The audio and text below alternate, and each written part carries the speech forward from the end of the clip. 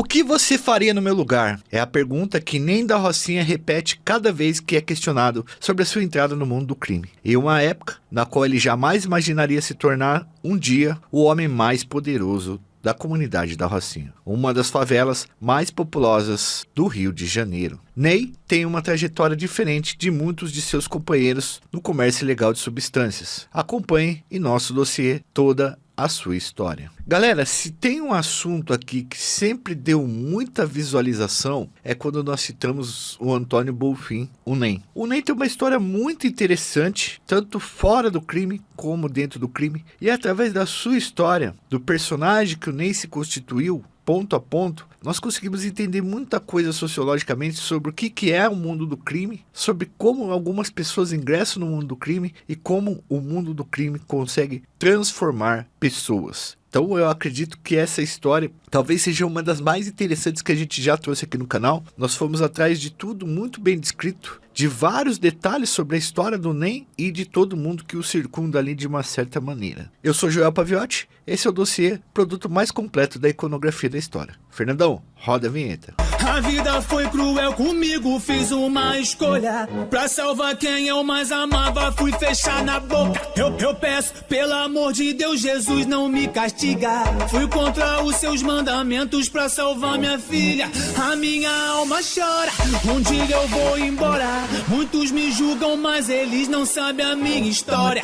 Convivo com a morte, perdi a liberdade, mas na hora que foi preciso, não fui covarde. Até o sociedade só sabe criticar, mas é fácil falar que não tava no meu lugar. Fiz tudo por amor e não me arrependo. Hoje em dia vê-la sorrir vale o sofrimento. Peço ao Rei dos Céus que possa perdoar as atitudes que tomei pra podê-la salvar. Sou mais um cidadão que não teve opção, mesmo tendo os meus motivos eu peço perdão. Aí DJ, dá uma baqueada aí moleque. Mas não me julgue não, mas não me julgue não. Sou pecador, mas no fundo tenho bom coração. Pessoal, nós já contamos aqui muitas histórias sobre a Rocinha. Contamos como essa comunidade foi fundada, falamos sobre os principais chefes que comandaram o comércio ilegal de substâncias e as guerras causadas pela disputa pelo comando dessa localidade. Vocês vão poder encontrar muita coisa, material sobre a Rocinha é o que não falta aqui no nosso canal. É bom depois dar uma olhada nele após ver esse vídeo, porque muitas das coisas que nós vamos falar aqui já está descrito e aprofundado em vários desses vídeos. Hoje, particularmente, vamos falar de modo detalhado sobre a história de Antônio Francisco Bonfim Lopes, mais conhecido como Nem da Rocinha. Para contar essa história para vocês, tomamos como principal referência o livro do jornalista Misha Glenn, tá?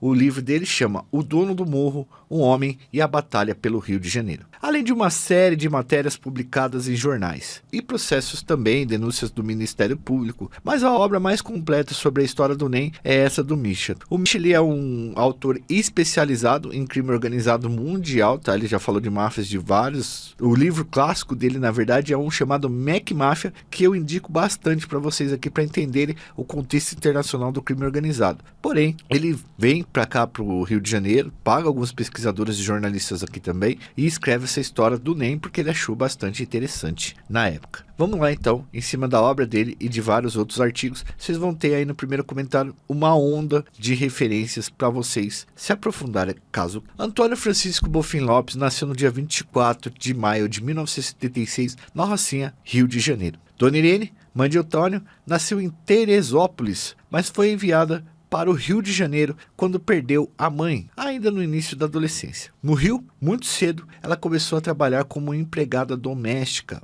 O pai de Antônio chamava-se Gerardo e ele veio lá do Ceará junto com uma leva de imigrantes nordestinos que se fixaram na Rocinha. Nos anos de 1970, Gerardo e Irene foram morar juntos na Rocinha. Ela levou Carlos, o filho que tinha de um relacionamento que teve com um piloto espanhol, tá? Que era meio irmão do Ney, né? E foi em um barraco minúsculo da Rocinha que Ney nasceu e foi criado. Aos 12 anos de idade, ele abandonou a escola e começou a trabalhar apanhando bolas nas quadras de um hotel. O hotel era o Hotel Intercontinental, que ficava em São Conrado, que é um bairro nobre ali perto da Rocinha. O pai do Ney trabalhava como garçom em um bar e sua mãe passou grande parte da vida trabalhando como doméstica nos bairros ricos que circundavam a Rocinha, inclusive o São Conrado. Dona Irene dormia no emprego, então era o seu Gerardo, que é a principal pessoa que cuidava do Ney e sua principal referência. Um dia, o bar onde seu Gerardo trabalhava, foi assaltado e ele acabou sendo baleado no joelho. O tiro praticamente estraçalhou a rótula do seu Gerardo e ele não conseguiu mais trabalhar. A dona Irene, então, arrumou um outro emprego em uma construção na Barra e as condições financeiras da família de Ney ficaram ainda piores, tá? Eles sempre foram muito trabalhadores, mas a vida de trabalhador no Brasil também é muito complicada. O seu Gerardo, pai do Ney, nunca se recuperou e, algum tempo depois, acabou sofrendo um grave derrame. Uma semana depois, ele foi vítima de um ataque cardíaco e falência pulmonar e acabou perdendo a vida. A perda do pai foi um golpe duro para o Ney, mas ele seguiu a sua vida tentando ajudar no sustento da casa e da família. Ney se casou com uma mulher chamada Vanessa Benevides e dessa união nasceu a sua primogênita, a pequena Eduarda. E foi o nascimento de Eduarda que mudou para sempre a vida de Ney. Nessa época, Ney trabalhava na empresa de TV a cabo Globus Express. Só uma curiosidade interessante que a gente checou em algumas fontes, a gente tinha esse apelido porque ele era o mais novo da família e era chamado de Neném. E aí, conforme o tempo foi passando, só ficou Ney. Então o Ney trabalhava nessa TV a cabo Globo Express, tá? Aquele tipo de cara que faz aquele serviço, que tem aquele carro que fica andando acelerado aí a 300 por hora, com uma escada. Quando você vê esses carros com escada em cima, você pode crer que o nego tá lá, os caras tá muito louco com esse carro aí e anda em alta velocidade. Parece que a escada faz a velocidade triplicar. O Ney trabalhava nessa empresa e ele era responsável por uma das equipes de distribuição e revisão da programação da NET. Ney e Vanessa deixaram a casa de Dona Irene e passaram a morar em outra casa alugada ali mesmo na comunidade da Rocinha. Perto do Natal de 1999, galera, o casal percebeu que havia algo errado com Eduarda. Na época, a Eduarda estava com 9 meses e meio e chorava sem parar. Vanessa percebeu que a filha estava com o pescoço rígido e que estava suando mais do que o normal. Imagina o desespero da família. Daí ela pegou e levou a Eduarda a um posto de saúde e o atendente lhe disse que a criança devia ter dormido mal ou de mau jeito e colocou a menina num suporte cervical. Uma semana depois, o pescoço de Eduarda continuava rígido e ela chorava de dor. Vanessa novamente levou a filha a um pronto-socorro. Eduarda ficou um mês internada e o seu estado de saúde foi piorando a cada dia. Diferentes diagnósticos foram sendo dados ali, mas ninguém disse o que a criança realmente tinha. Depois de peregrinar por algumas consultas em hospitais privados, finalmente o diagnóstico de Eduarda foi dado. Infelizmente, a menina sofria de uma doença rara chamada histose X. Eduarda foi submetida a um intenso tratamento e Vanessa precisou deixar o emprego para acompanhar a filha no hospital. Antônio se revezava com a esposa quando saía do trabalho. As despesas hospitalares e a demissão da Vanessa provocaram uma queda na renda da família e eles acabaram tendo que voltar a morar com a Dona Irene e com o irmão do Ney. Diante da precariedade da casa da mãe, Antônio sabia que ia precisar reformar o banheiro para que a casa estivesse um pouco mais em condição de receber a filha quando ela saísse do hospital. Além dos gastos com a reforma, a conta do hospital foi ficando cada vez maior e Antônio não sabia de onde tirar dinheiro para pagar todas essas despesas. O Ney acabou tendo que tirar ela do hospital público e colocar ela num hospital particular para que pudesse tratar, porque esse hospital era especializado nisso, tá? Desesperado, o Ney foi até o patrão e pediu que o patrão mandasse ele embora para que ele pudesse receber o seguro-desemprego e o fundo de garantia. O Ney, galera, era um bom funcionário, ele organizava a equipe, distribuía o trabalho e tinha um bom conhecimento da logística necessária para distribuir as revistas e as instalações lá que eles faziam, tá? O patrão do Ney, pessoal, aceitou o pedido, né? E o Ney esperava resolver a sua situação financeira com o que ia receber. Porque o Ney já tinha um bom tempo de trabalho, então ele tinha um fundo de garantia que poderia ser liberado, e aqueles 40% de multa que tem quando a pessoa te manda embora. E o patrão dele aceitou porque ele era um excelente funcionário. Cara, a gente tem aqui, para vocês terem ideia, o Ney, ele declarava imposto de renda. A gente tem foto do imposto de renda do Ney aqui para mostrar, vou pedir pro Fernandão colocar na tela. Ele fazia, ao que se parece, tudo muito certinho, tudo na legalidade, né? Coisa que todo trabalhador brasileiro acaba fazendo e muitas vezes ele não consegue nem se manter. Ao falar sobre essa época no livro do Misha, o Ney lembra que era feliz. Ele afirma, abre aspas, dava para sobreviver, pagar as contas e economizar um pouco. Eu não tinha o que reclamar, fecha aspas. Mas a doença da filha mudou tudo. Ele precisava de cerca de 20 mil reais para pagar a conta do hospital e arrumar a casa para receber a filha de volta. Desempregado e sem a menor perspectiva de conseguir um empréstimo bancário, nem decidiu procurar o único homem que poderia lhe prestar essa quantia. Por quê? O Ney chegou a pegar o fundo de garantia e a multa, ele conseguiu abater as coisas no hospital, mas ele ainda precisava de mais 20 conto e fazer a reforma na casa da mãe. O Antônio decidiu então procurar o Luciano Barbosa da Silva, mais conhecido como Lulu da Rocinha, o homem que chefiava o comércio ilegal de substâncias na comunidade naquele momento. Fazia 2 anos mais ou menos que o Lulu comandava a Rocinha. Ele era bastante querido na comunidade e fazia empréstimos aos moradores para que pudessem comprar uma casa própria, tá?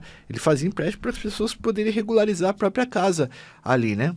O Ney não falou para ninguém sobre a decisão. E no dia 22 de maio de 2000, ele subiu o morro para se encontrar com o chefão da favela. O escritório de Lulu ficava na Rua 1 da Rocinha e, com mediação de um amigo, Antônio conseguiu marcar horário para ser atendido pelo chefão. Ele contou a Lulu sobre a doença da filha e pediu 20 mil reais para quitar suas dívidas, oferecendo seus serviços como forma de pagar. O Antônio disse a Lulu, abre aspas, minha filha vai morrer se eu não fizer nada. Eu venho trabalhar para você, é a única forma de conseguir te pagar. Fecha aspas. Tá? Lulu aceitou a proposta. A partir daquele momento, Antônio se transformou em Ney da Rocinha, apelido que era usado apenas em sua infância e que agora se tornou a alcunha com que ele passara a ser conhecido no país inteiro. Para quem não conhece o Lulu, Lulu era sobrinho do Denis da Rocinha, que era um cara que fazia bastante assistencialismo lá também, e aí o Lulu acaba ficando conhecido nesse ponto, tá? Bom, a falar sobre essa decisão para o jornalista Misha Glenn, durante as entrevistas para o livro, o Ney pergunta, abre aspas, o que você faria no meu lugar? Fecha aspas. Lulu aceitou a proposta de Ney e disse que ele poderia trabalhar como segurança das bocas da Rua 1. Ney pediu para trabalhar na parte baixa da Rocinha para ficar mais perto da família. Ney, então, começou a trabalhar no bairro de Barcelos e tinha como tarefa avisar se visse algum policial se aproximando. A partir daí, ele sabia que a sua vida mudaria para sempre, mas que sua decisão garantiu a sobrevivência da sua filha. Eu entrei pro crime, eu consegui o dinheiro, eu vou ter que trabalhar pros caras, mas a minha filha vai ficar viva. Lulu foi indicado por Denis da Rocinha, como eu disse para vocês, para assumir o comando da favela em 1998. Com o poder nas mãos, Lulu conseguiu unificar a favela e conter as guerras que dominavam o local há muito tempo. Ele morava no Laboralques, que é uma localidade que fica no topo da Rocinha, afastada do resto da favela. Ao contrário de outros chefes, Lulu era bem discreto e aparecia muito pouco. Com o passar do tempo, Ney foi conquistando a confiança de Lulu e passou a ter um papel importante no grupo. Os negócios de Lulu caminhavam muito bem e ele estabeleceu-se na favela e estabeleceu uma organização empresarial em que cada um tinha uma função definida e os pagamentos dos fornecedores eram feitos religiosamente do período correto. Galera, a Rocinha tem praticamente 100 mil pessoas. Então quem cuida do comércio ilegal de substâncias ali tem muito dinheiro e realmente é uma grande empresa que funciona ali. Mas a aparente paz na Rocinha vai terminar quando a cúpula do Ser Vermelho determina que Lulu dividisse o comando com Edwin Eustáquio Araújo Filho, o Dudu, antigo chefe que tinha fugido da cadeia. A gente tem um vídeo contando só essa história que chama a história da Guerra Santa, que foi uma guerra entre Lulu e o Dudu. Lulu então contraria a determinação da organização e fala assim, não, eu não vou dividir nada com o Dudu, até porque a comunidade não gostava muito do Dudu. Então começa uma guerra que ficou conhecida como Guerra da Semana Santa. O Rio se assusta com um protesto na favela da Rocinha, a maior da América Latina. Muitos reclamam da polícia e da prisão do Denis Leandro da Silva, considerado o protetor da favela. A principal ligação entre a Zona Sul e Oeste é interrompida com futebol e batucada. Mas logo, a batucada se transforma num grande tumulto. O trânsito fica engarrafado e a polícia começa a agir. Os manifestantes reagem. Alguns sobem o morro para atirar pedras nos carros. E a entrada da Rocinha vira um campo de batalha.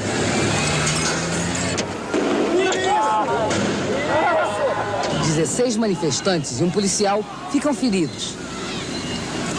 A tensão continua e entra pela noite. Durante essa guerra, foi um dos responsáveis por organizar a distribuição de armas para os homens do grupo. Paralelamente a isso, Ney enfrentava uma espécie de guerra na vida privada. Ele tinha se envolvido com outra mulher, uma mulher chamada Simone. E, embora tenha dito para Simone que estava separado da sua mulher Vanessa, isso não era verdade. Simone e Vanessa acabaram engravidando de Ney quase ao mesmo tempo e tiveram seus bebês com cerca de 2 meses de diferença. Nem teve que lidar com as desavenças entre as mulheres, mas comemorou os 2 filhos tão próximos porque dizia que sonhava em ter gêmeos. Então, isso acabou sendo o mais perto, né, que ele conseguiu, que ele chegou da realização desse sonho. Voltando ao confronto entre o Lulu e o Dudu, tá, pessoal? A guerra foi se tornando cada vez mais sangrenta e acabou resultando na ocupação da Rocinha pela polícia. A gente tem um vídeo aqui em que fala detalhadamente sobre esse assunto, como eu disse para vocês, eu vou deixar no card no primeiro comentário, tá? O Lulu foi morto pelo BOPE em abril de 2004, no meio dessa guerra, e o controle da Rocinha se dividiu.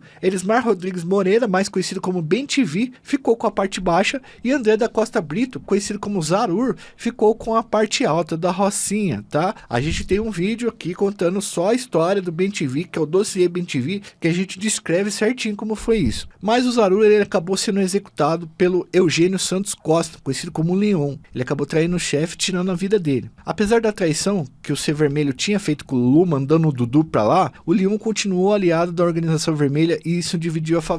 É bom que se diga que o Lulu da Rocinha, ele tinha se aliado com a ADA, amigo dos amigos, e ele começou a pegar entorpecentes dos fornecedores da ADA, e isso fez com que, enfim,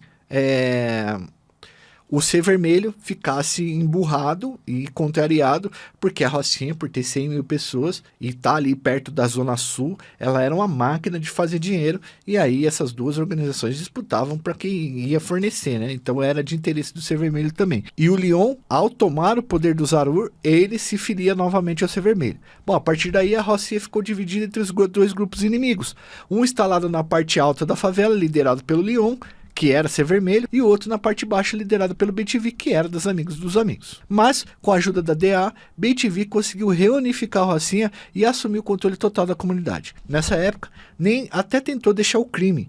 Ele já tinha quitado a sua dívida com o Lulu e decidiu sair da Rocinha com a sua filha Eduarda e a sua esposa Vanessa. Então nem estava com o pé fora. E o plano de Ney era trabalhar como taxista e recomeçar sua vida longe do mundo do crime. Mas a sua tentativa de sair acabou não dando certo. Ney recebeu a notícia de que a sua mãe estava sendo ameaçada pela polícia. Certa vez, Ney tinha sido preso e ofereceu 15 mil de propina para se livrar da cadeia. Os policiais acertaram a oferta e, quando souberam que um estava saindo da Rocinha, decidiram cobrar essa dívida. Diante disso, Ney acabou voltando para a Rocinha e seguiu atuando ao lado do BenTV e tentando reorganizar o grupo. Ney esteve ao lado do BenTV durante todo o período em que ele chefiou a Rocinha, mas o problema é que o BenTV bebia demais e gostava muito de farra e ostentação, deixando as coisas correrem muito soltas ali na própria organização. Com isso, pessoal, os conflitos passaram a ser constantes. BenTV não era um bom líder e a situação da Rocinha vai ficando cada vez mais complicada.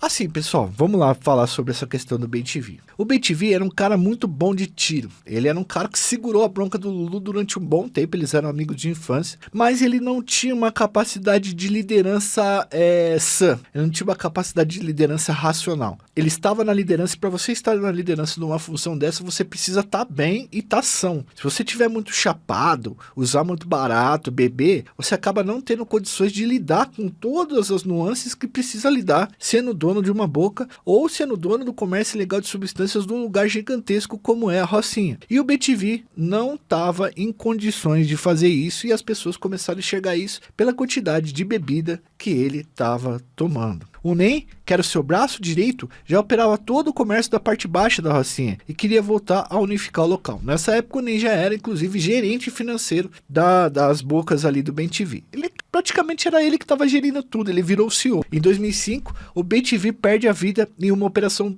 policial e Nem e Joca se tornam os dois homens mais poderosos da Rocinha. Em uma favela, 10 policiais aproveitaram para entrar neste prédio sem que ninguém percebesse. O apartamento tinha sido alugado há 20 dias e fica no principal ponto de venda de drogas da Rocinha. Foram 4 meses de investigação. A polícia conseguiu autorização da justiça para grampear o telefone celular do traficante e, com isso, acompanhou a rotina dele.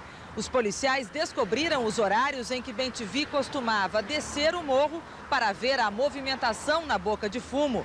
Foi assim no começo da madrugada de sábado, quando o bandido foi morto. Isso aqui é a vista de frente, lateral de frente, da onde o Bem-TV ficava. O policial posicionado aqui e o outro na laje era exatamente para evitar a rota de fuga dele. Quando 8 policiais desceram para prender o traficante, houve confronto que durou quase 1 hora. O atirador que acertou o Bem-TV fez os disparos pelo buraco do ar-condicionado. Os policiais usaram um armamento pesado, com munição para médio, longo ou curto alcance e balas traçantes que iluminavam a direção dos tiros. Também tinham granadas. Os atiradores foram especialmente instruídos para atingir o líder, que era o Bem-TV, caso houvesse o confronto. Quando iniciou o tiroteio, eles não perderam tempo e acertaram logo o líder da quadrilha. Joca fica com a parte alta e Nem com a parte baixa, mas o grupo de Joca tem muitas armas e com o poder na mão, o Joca começa a entrar em atrito com o grupo do Nem. Além desse problema com o Joca, Nem descobre que Bem-TV tinha deixado uma dívida enorme com fornecedores de substâncias ilícitas. A organização já estava devendo aos fornecedores quase $1 milhão e o Nem sabia que precisava quitar essa dívida para continuar tocando o negócio. Aí o Nem vai e renegocia a dívida e faz um parcelamento, mas Nem toma um novo golpe. Joca pega 800 mil de faturamento e foge da Rocinha. Depois da fuga de Joca, Nem consegue reunificar a Rocinha e se torna o novo dono da favela inteira. A partir daí, pessoal, ele começa a reorganizar os negócios e logo passa a faturar de 10 a 15 milhões de reais por mês. 10 a 15 milhões. Além de aumentar o faturamento, ele investe no bem-estar dos moradores, patrocinando viagens para o Nordeste, concedendo cestas básicas e instaurando um suposto clima de paz na comunidade. Ele fazia tipo assim, ó, muita gente queria voltar para o Nordeste para ver a família ou fazer viagens e o Nem financiava isso para os caras. Até porque o seu Gerardo, pai do Nem, ele veio do Ceará e tentou voltar algumas vezes e não conseguia. Isso era uma coisa que aloprava a cabeça do Nem, tá? Então ele fazia esse financiamento. Na verdade, ele começou a adotar várias práticas milicianas ali no local e isso foi aumentando cada vez mais o seu poder e fazendo com que a comunidade dependesse cada vez mais dele e gostasse ou recorresse cada vez mais para ele para o que precisasse fazer, etc. E a Rocinha vai se tornando mais segura e os bailes funks, por exemplo, passam a ser frequentados novamente por artistas, jogadores de futebol e toda a playboyzada da Zona Sul. Na época do Bem-TV, que tava uma paz na Rocinha, no período que ele fica ali de paz, muitos jogadores de futebol, artistas e playboys da Zona Sul ali, inclusive de São Conrado, eles passam a frequentar a Rocinha pra curtir o baile funk. E depois que acontece toda essa treta, a hora que o Bem-TV morre, o Nem, ele passa a dar mais um espaço de paz ali na Rocinha e a galera consegue continuar a frequentar esses bailes, tá? O Nem construiu uma casa com piscina para morar na favela e comprou até um macaco que era o seu xodó. Ele deu o nome do macaco de Chico Bola, tá?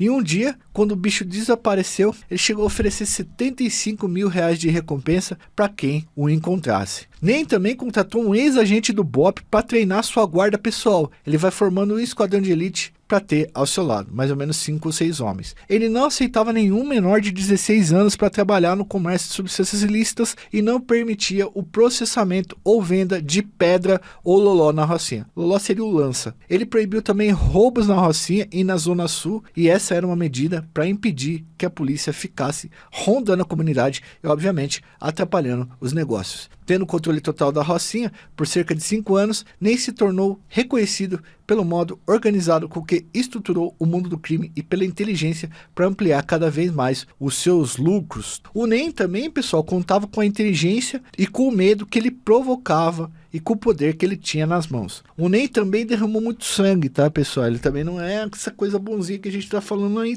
também não, tá? Segundo algumas matérias de jornais e o próprio livro do Michel Glenn, tá? Ele supostamente mantinha um grupo chamado Bonde do Picote, que tinha como função sumir com devedores e desafetos. Quando falou picote para vocês, já entenderam mais ou menos o que os caras faziam com o corpo, né? Não preciso ficar explicando mais para vocês. Segundo algumas investigações, Ney chegou a ter um faturamento anual de cerca de 100 milhões de reais. Claro que boa parte disso era gasto pagando toda a estrutura que ele montou. O próprio Michel Glenn, no livro que usamos como referência, diz que Ney chegou a montar uma refinaria de pó no morro, que tinha capacidade para suprir 13 favelas. Segundo o que a gente pôde procurar, e tem um vídeo sobre isso, um dos caras que ajudou o Ney a construir essa refinaria foi o Ru Pinol. Essas refinarias, basicamente, elas não eram para fornecer o pó para a Rocinha. Elas eram, por exemplo, acabasse o pó ali que vinha de fornecedores externos, ele tinha pelo menos uma parte para suprir até que esses caras conseguissem trazer o mais pó para eles poderem vender. Bom, em 2010 e 2011, o governo do Rio de Janeiro acelerou a política das UPPs, Unidades de Polícia Pacificadora. E, para esse projeto funcionar, era preciso prender os chefes das favelas. Com isso, os olhos do governador e do secretário de Segurança se voltaram para o NEM. José Mariano Beltrame, que era o secretário de Segurança na época, o governador era o Cabral, chegou a afirmar que a Rocinha de NEM nunca foi um lugar especialmente violento.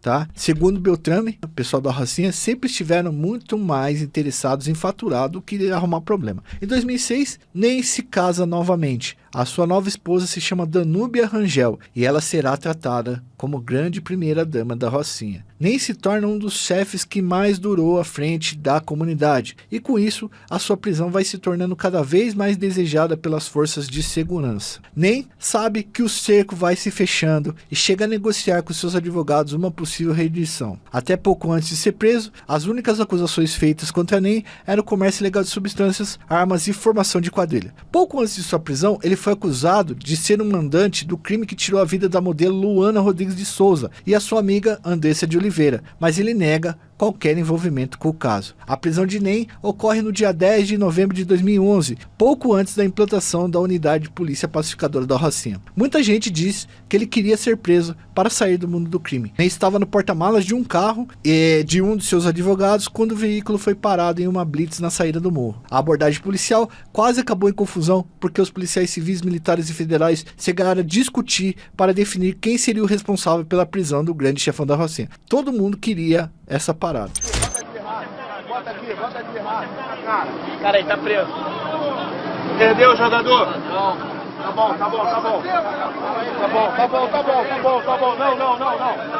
Não. Fecha a integridade dele, né? Eu nem, filho. Eu nem. Fechou pela integridade. Não pode filmar, meu irmão. Não, filma depois dele. É nóis, maluco. Eu choque. Dá licença aí, dá licença. Pessoal, por favor. Pra não machucar ninguém. Momento histórico na guerra ao tráfico de drogas no Rio de Janeiro. Nesse momento, o batalhão de choque tem NEM, Antônio Bonfim Lopes, o chefe do tráfico na Rocinha. Dentro do camburão, o homem que horas antes era um dos chefes da droga no Rio, abaixa a cabeça. É algemado. Leva a câmera, cara. Bota a cabeça, porra. Vira pra cá.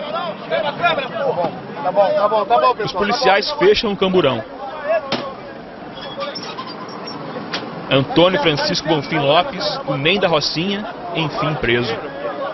Era perto de meia-noite, quando policiais faziam revistas nos acessos da comunidade da Rocinha. Um Corolla preto descia o morro. Lá dentro, aparentemente, 3 homens. Os policiais contaram que no momento da abordagem, um dos tripulantes se identificou como cônsul do Congo, outro como funcionário do consulado e o terceiro como advogado.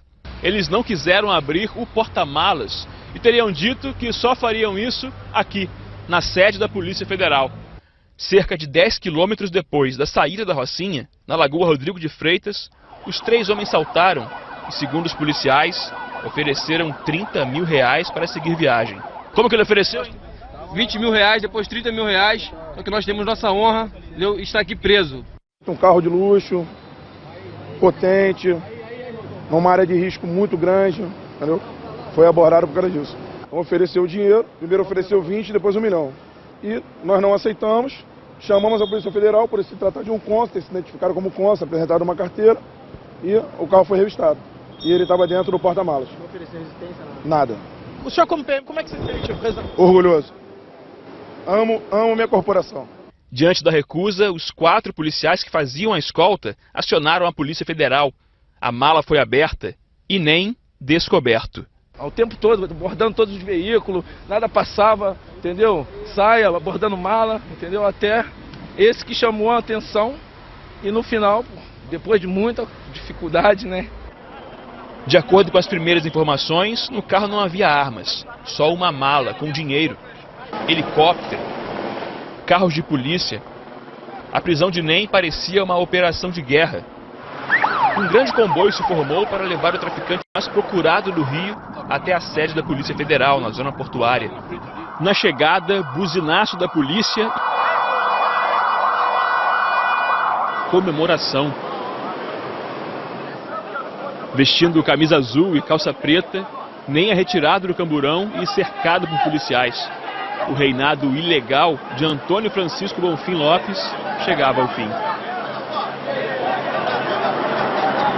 Ney também foi acusado, junto com 2 líderes comunitários, de negociar fuzis. Há um vídeo em que os 3 estão em uma mesa conversando. A gente conseguiu um vídeo da audiência do Ney e a reportagem do caso. Vamos mostrar para vocês aí agora. É bom afirmar, pessoal, que os 3 foram absolvidos em segunda instância, mas a gravação teve grande repercussão em todo o território nacional e demonstrou, de certa forma, que vários canais de TV, o poder que o Ney tinha ali, tanto fora da Associação de Moradores, como dentro da Associação de Moradores, tá? Interrogatório do acusado Antônio Francisco Bonfim Lopes. Senhor Antônio, o senhor tem direito constitucional de permanecer calado se quiser fazer uso dele, ou pode responder as perguntas que vão ser feitas ao senhor acerca da denúncia que foi lida anteriormente para o senhor. O senhor quer permanecer calado ou quer responder as perguntas? Vossa Excelência, eu já respondo pelos mesmos fatos, no mesmo período, e nesse processo eu me sinto prejudicado, porque o advogado não teve acesso, o defensor não se entrevistou comigo, faço das palavras dele minha palavra e protesto pelo novo depoimento. Por novo interrogatório. O senhor foi devidamente citado, né, inclusive cientificado da oportunidade de constituir um patrono. E, então, ficou inerte durante meses, ao contrário dos outros processos em que o senhor nomeou um advogado aqui no Rio de Janeiro para defender o senhor. Nesse processo especificamente, o senhor deixou de constituir advogado nas audiências anteriores, todas o senhor novamente foi cientificado, né, e mesmo assim não constituiu. Somente na última audiência... Só um instantinho, doutor. Tem a certidão nos autos do outro advogado, deu ciência. Doutor, ele não tem ciência dele. Eu não dei a palavra ao senhor. Doutor, não responda mais nenhuma pergunta. O senhor, então, foi cientificado, né, inclusive na outra audiência.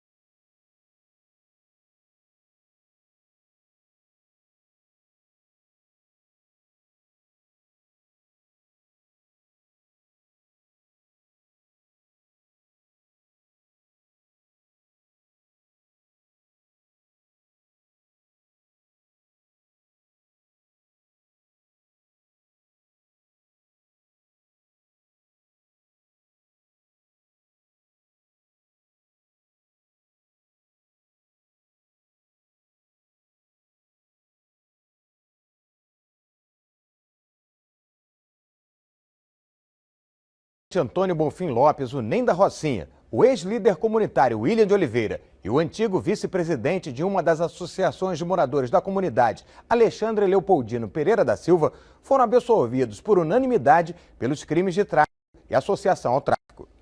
A decisão foi em segunda instância. Os 3 foram condenados em abril do ano passado e recorreram da sentença. A absolvição aconteceu por falta de provas. O caso ocorreu em 2011. William e Alexandre foram flagrados em um vídeo recebendo dinheiro de Ney, antigo chefe do tráfico da comunidade, numa suposta negociação por um fuzil. No Facebook, William da Rocinha comemorou a decisão da justiça e agradeceu o apoio dos advogados, de políticos, de testemunhas de defesa, além da mulher e dos filhos. Nem então foi preso e teria passado a dar ordens de dentro da prisão. Segundo o Ministério Público e investigações policiais, quem ficou como responsável pela comunidade no período e que nem foi preso, foi o Rogério Avelino, conhecido como Rogério 57, segurança pessoal de Ney. E satisfeito com a forma como o Rogério estava tocando os negócios, Ney teria mandado ele entregar o comando para um cara chamado Perninha. Segundo informações da polícia, Rogério teria subido o preço de alguns serviços básicos e, além disso, estaria negociando com outra organização criminosa. Como eu disse para vocês, o NEM, ele começou a fazer tipo um serviço de miliciano, dominando vários serviços básicos, como gatonete, van, mototáxi, essas coisas, gás. E aí, o Rogério 57, ele faz o quê? No meio dessa guerra, no meio dessa prisão do NEM, o Rogério começa a subir esses preços e a comunidade começa a reclamar, tá? E o NEM recebe essas notícias lá e o NEM puxa a orelha do Rogério 57 e fala, pô, você tá subindo muitos preços, tá dando um relaxo aí, tá? E aí isso vai começar uma treta. Bom, a esposa do NEM, Danúbia Rangel, supostamente teria sido aliada de Perninha e estava representando o NEM fora das grades. Em 2017, Rogério 57 teria expulsado parentes de NEM da Rocinha, tá? Essa foi uma treta muito grande e pesada que, assim, fez estourar muita coisa lá no Rio de Janeiro, muita gente falando, tropas foram selecionadas, sabe? Muita gente não conseguiu voltar pra dentro da Rocinha, tá? Muita gente de São Conrado ali ficou desesperado com as trocas de tiro, o negócio atingiu a Zona Sul, e sempre que acontece alguma treta na Rocinha, o pessoal fica desesperado porque chega perto da Zona Sul. Bom, esse conflito envolveu centenas de homens armados e foi decisivo para que em 2018 houvesse uma intervenção militar no Rio de Janeiro. Perninha foi executado, Danúbia presa e NEM transferido para um presídio federal. O NEM da Rocinha foi incluído no sistema penitenciário federal em 19 de setembro de 2011 na penitenciária de Campo Grande, no Mato Grosso do Sul, sendo transferido para a penitenciária federal de Porto Velho em 26 de maio de 2015 e depois para a penitenciária federal de Catanduvas, no Paraná. O NEM foi transferido e condenado a 145 anos de prisão. No presídio federal, ele passa por um rigoroso regime disciplinar marcado por 22 horas dentro de uma cela individual sem TV e com apenas 2 horas de banho de sol por dia. Quem conhece o nosso canal já faz tempo, a gente tem um vídeo aqui contando a história dos presídios federais e como é o sistema penitenciário federal. Vocês vão ver que ali é tipo uma cova, tá ligado? De concreto, quando a pessoa vai. Tanto que você pode perceber que os caras, quando vão presos lá, eles estão bem, estão mais fortinhos e tal, e de repente os caras começam a ficar só peleosos, porque o negócio lá é muito louco mesmo. Bom, para ocupar o seu tempo, o NEM joga xadrez à distância com um vizinho de cela, pelo menos jogava antes de ser transferido, e ele lê uma grande variedade de obras. Apesar de ler muito, ele não conseguiu autorização para ler a obra do Michel Gleiner, tá? Que a gente está usando aqui como referência, tá bom? Condenado a 96 anos de prisão, ele ficará ainda um longo tempo dentro do cárcere. Nas entrevistas que deu no cárcere, ele é categórico ao dizer que não quer mais saber da vida do crime. Tudo que quer é estar ao lado dos filhos. Nem teve 7 filhos de relacionamentos diferentes e espera ainda poder conviver com eles fora do cárcere. A sua ex-esposa, a última, Danúbia Rangel, foi condenada a 8 anos de prisão por comércio ilegal de substâncias e corrupção. Ela deixou o cárcere em janeiro de 2024 e atualmente é influenciadora nas redes sociais. Na prisão, nem escreve cartas para sua família, muitas delas foram endereçadas para a própria Danúbia Rangel. Ele fala sobre o sofrimento que é estar ali no presídio de segurança máxima, mas também sobre o seu amor e a vida em família. Como vocês podem ver nessa carta aqui que a gente vai mostrar para vocês agora, ó, se liga. Não existe alguém que vença sempre, mas aprendemos e crescemos mais nas dificuldades. O importante é se levantar sempre depois de cada tombo. Nunca desistir, a vida é feita de altos e baixos. Tem uma música do Revelação que diz: às vezes a felicidade demora a chegar, aí que a gente não pode deixar de sonhar. Guerreiro não foge da luta, não pode correr, ninguém vai derrotar quem nasceu para vencer. Quando você ouvir essa música e Querem Meu Sangue do Cidade Negra, lembra que são nossas músicas. A sua avó era guerreira, eu sou um guerreiro, você é um guerreiro e a sua mãe é uma guerreira. Quando você ficar mais velho, vai me dar razão. A sua avó me falava sempre que o Pedro, se deixar, vem todas as semanas na visita. Isso é uma carta do NEM para o filho dele, tá? E essas cartas que o NEM escreve, Elas foram escritas entre outubro de 2023 e março de 2024. E elas vão ser publicadas em um livro que está sendo organizado pela advogada Paloma Gurgel Bandeira, tá? Está previsto para sair em 2025 e a gente já convida a dona Paloma Gurgel, a doutora Paloma Gurgel, para fazer uma live com a gente, pra gente conversar sobre esse assunto e a história dessas cartas aí também. O que a gente tá lendo aqui é uma carta pública, né? Apesar de ser endereçada pro filho dele, é uma carta pública que tá roda em todos os lugares e provavelmente será lançada nesse livro, e é por isso que a gente leu essa parte aqui para vocês, beleza? E essa foi a história do Ney da Rocinha, um homem que, para salvar a própria filha, acabou entrando no crime e de lá galgou várias posições até virar o grande chefão de uma das maiores comunidades do Rio de Janeiro, tá bom? Pessoal, deixa seu like, se inscreve no canal, ativa o sininho, ajuda a gente no Apoia-se. A partir de R$2 vocês têm conteúdos todas as sextas-feiras e, se possível, por menos de uma lata de refrigerante por mês, vocês viram membros do nosso canal e ajuda a gente a produzir cada vez mais e cada vez melhor. Ademais, compartilhe esses vídeos nos seus grupos com pessoas que vocês conhecem, porque cada like, cada visualização ajuda muito no nosso trabalho. Outra coisa é que a gente montou um canal novo chamado Indo Pras Ideias, onde a gente vai trabalhar vários outros temas e várias outras ideias para fazer cada vez mais conteúdo e melhorar cada vez mais a nossa interação com vocês. Fui, até mais, valeu!